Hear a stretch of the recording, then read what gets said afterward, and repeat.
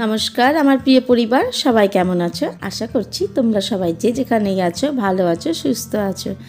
আমার চন্দনা সন্দীপনের আরও একটা নতুন ভিডিওতে তোমাদের সবাইকে অনেক অনেক স্বাগত আর ভালোবাসা জানিয়ে একটা নতুন ভিডিও শুরু করছি প্রত্যেক দিনের মতো। ভিডিওটা দেখতে থাকো, তোমাদের আশা করছি খুব খুব খুব ভালো লাগবে।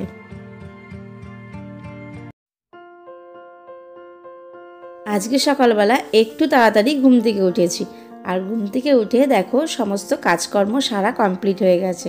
আমি আর মা দুজনা মিলে হাতে হাতে সব কাজ করে নিয়েছি, আর তারপরে চলে এসেছি এই যে মাটনগুলো ধুতে। তো ভাবছো তো যে মাটনগুলোর এই অবস্থা কেন?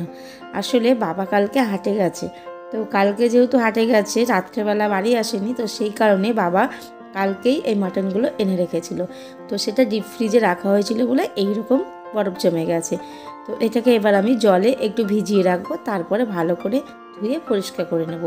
চলো এটাকে এবার একটু জলে ভিজতে দিই, আর কি কি এনেছে সেইগুলো এক এক করে ব্যাগ থেকে বের করি।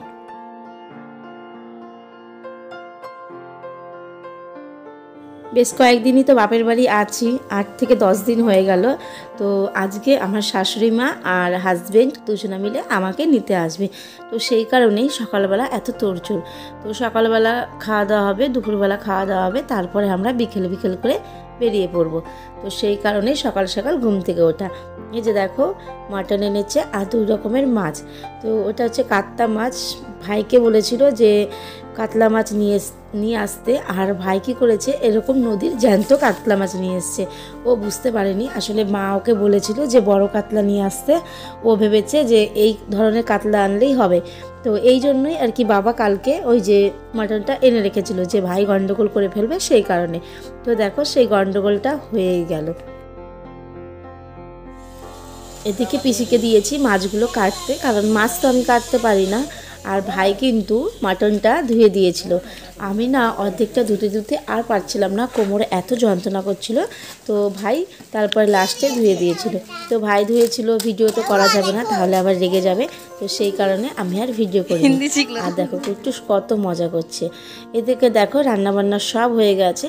অনেকটা শর্টেই তোমাদের সাথে শেয়ার করছি, কারণ বুঝতেই তো পারছো এত কিছু রান্নাবান্নার আয়োজন সব কিছু করতে অনেকটাই কিন্তু লেট হয়ে যাচ্ছিল।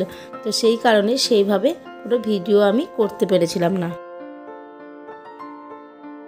এখন বাজে ওই 4টে মতো। আমরা দেখো খাওয়া দাওয়া করে বেরিয়ে পড়েছি বাড়ির উদ্দেশ্যে। তো চলো এবার আমরা টোটোয় উঠবো। টোটো চলে এসেছে। তো জায়গাটাকে না খুব মিস করব, আমাদের পাড়া, আমার নিজের গ্রাম। তো যাই হোক, মিস করলে আর কি করা যাবে, মেয়েদের জীবন তো এরকমই, একবার শ্বশুর বাড়ি একবার বাপের বাড়ি। তো চলো দুগ্গা দুগ্গা করে বেরোনো যাক, ভালোই ভালো বাড়ি পৌঁছে তোমাদের সাথে আবার দেখা হবে।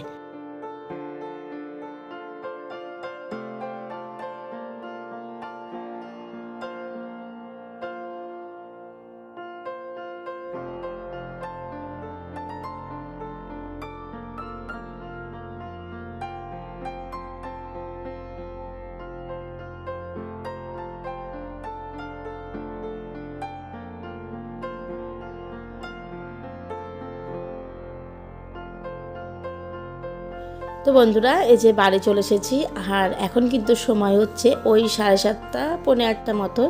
তো এখন কুট্টুসকে একটু খাবার বানিয়ে দেব। কুট্টুসের জন্য ম্যাগি করতে এসেছি। কুট্টুস ম্যাগি খাবে বলে দিয়েছে আগেই। তো সেই ম্যাগিটা বানাচ্ছি, আর আমাদের জন্য একটু চা করে নেব। এখন আমি একটু টুকটাক চা খাই আদা দিয়ে, তো সেই কারণে চাটা করে নেব। আগে ম্যাগিটা বানানো হয়ে গেলে তারপরে ওকে খেতে দেবো, তারপরে চাটা করে নেব।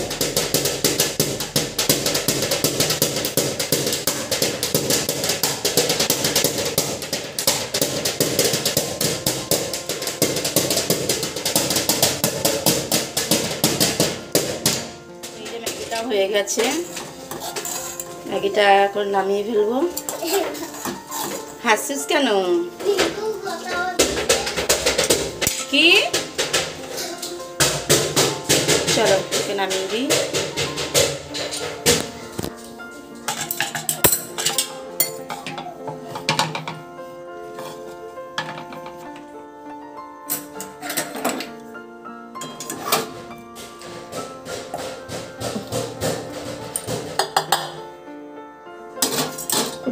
ম্যাগিতে আমি কোনোদিনই বেশি একটা মশলা দিই না, আগে একদমই দিতাম না, এখন একটু একটু দিই। একটু পাতলা করেছি কারণ খেতে খেতে আঠা হয়ে যাবে, কারণ ওর এইটুকু ম্যাগি খেতে অনেকক্ষণ সময় লেগে যাবে। চলো একটু চটপট খাইয়ে নিই, পরে আবার দেখা হচ্ছে। হ্যালো বন্ধুরা, এই যে কুটুসকে খাওয়ানো হয়ে গেছে, ম্যাগি খাইয়ে দিলাম আর খাইয়ে ঠাইয়ে ওকে এখন বইনে বসিয়েছি। এই দেখো কি ভুলভাল হয়ে গেছে, তাই ভাবলাম ওকে, হ্যাঁ দাঁড়া বাবা, তাই ভাবলাম আগে ওকে পড়ানোতে বসার আগে ভিডিওটা এখানে শেষ করে দিই, কারণ আজকে ভিডিওটা অনেকটাই বড় হয়ে যাচ্ছে, তো সেই কারণে ভিডিওটা আর বেশি লং টাইম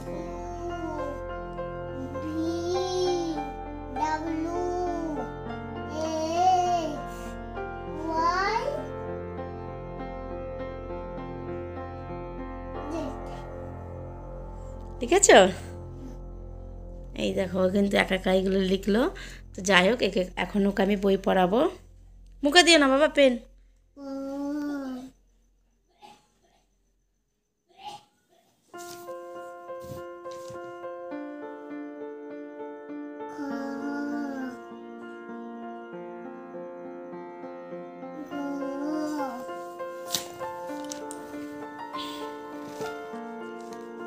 মোছা যাবে না, রুল দিয়ে লিখলে মোছা যেত। রুল দিয়ে লিখবা, এই নম্বর।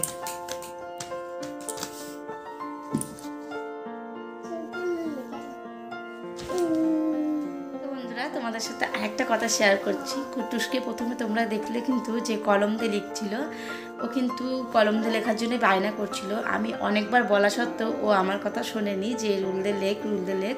তো যাই হোক ওকে আমি ছেড়ে দিয়েছি যে তুই দেখ কি করবি কর। তারপরে ও পেন দিয়ে লেখা শুরু করেছে, তো যখনই দেখলো যে ভুল হয়েছে, মোছা যাচ্ছে না, ও কিন্তু নিজে থেকে ভুলটা শুধরে আবার রুল নিয়ে লেখা শুরু করলো। তো এই জন্যই তোমাদের বলছি যে তোমরা মাঝে মাঝে বাচ্চাদের উপর ডিসাইড করতে দেবে যে ওরা কি করবে কি না করবে। সব সময় আমাদের জোরটা খাটালে কিন্তু চলবে না, ওরা নিজে থেকে একটু কিছু শিখুক, সেটা ওদের অনেকটাই কাজে লাগবে। তো তাহলে বন্ধুরা চলো আজকের মতো ভিডিওটা এখানেই শেষ করি, দেখাবে নেক্সট একটি ভিডিওর সাথে। সবাই ভালো থেকো, সুস্থ থেকো, সাবধান থেকো।